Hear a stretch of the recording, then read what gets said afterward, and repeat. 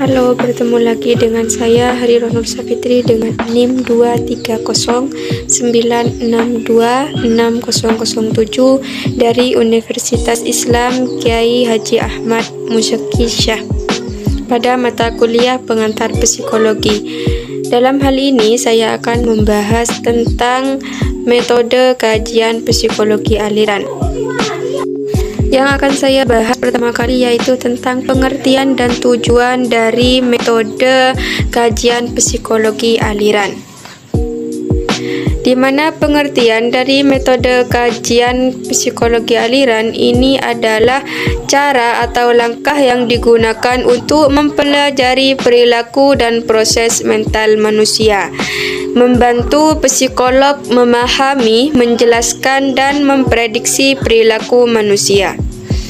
Yang kedua yaitu tujuan metode kajian psikologi aliran, yaitu di mana tujuan dari metode kajian psikologi aliran ini untuk mengungkap faktor-faktor yang mempengaruhi perilaku, menemukan pola dan hubungan antar variabel, meningkatkan pemahaman tentang proses mental dan perilaku manusia. Selanjutnya, aliran psikologi.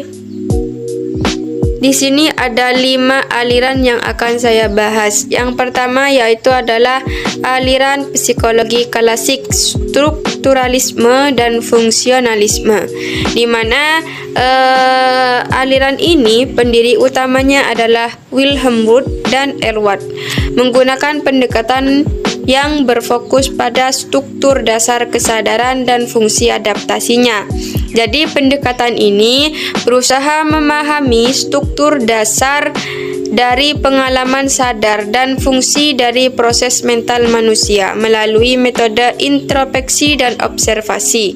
Contoh misalnya dalam dunia pendidikan.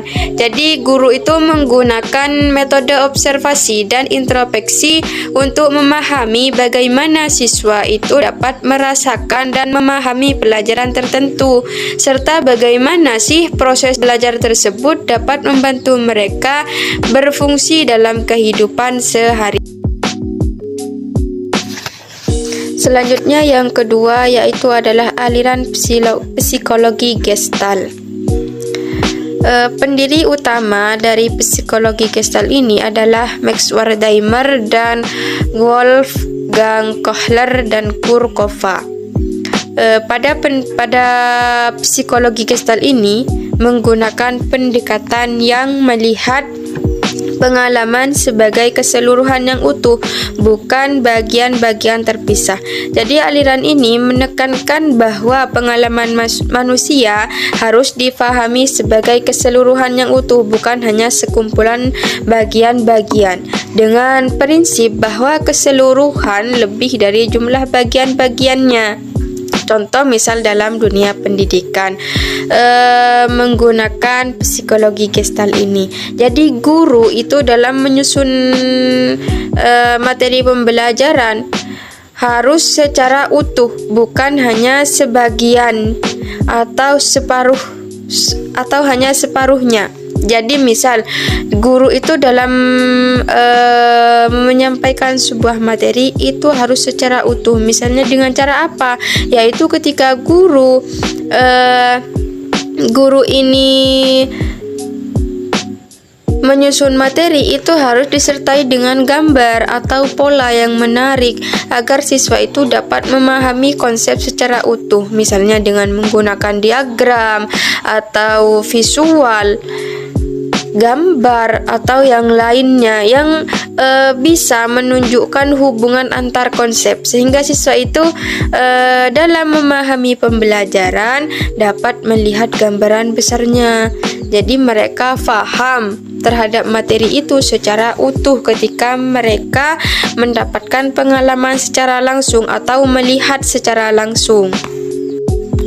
Yang selanjutnya yang ketiga yaitu adalah aliran psikologi behaviorisme, di mana aliran psikologi behaviorisme ini pendiri utamanya adalah John B. Watson dan B.F. Skinner.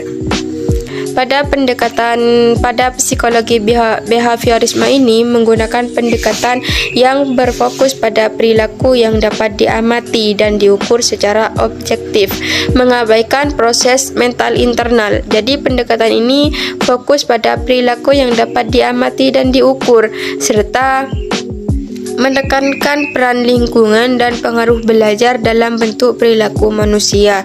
Contoh misalnya, dalam dunia pendidikan, guru itu dapat memberikan reward berupa pujian atau poin ketika siswa itu dapat menyelesaikan tugas dengan baik, sehingga mereka itu mempunyai atau termotivasi untuk belajar lebih giat di dalam kelas. Kemudian yang keempat, aliran psikologi humanistik. Pada aliran psikologi humanistik ini, pendiri utamanya adalah Carl Rogers dan Abraham Maslow,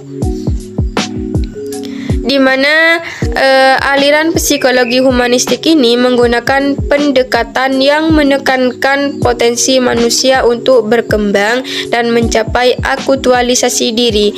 Jadi, aliran ini menekankan aspek potensi dan pertumbuhan manusia serta pentingnya pengalaman subjektif dan pencapaian aktualisasi diri.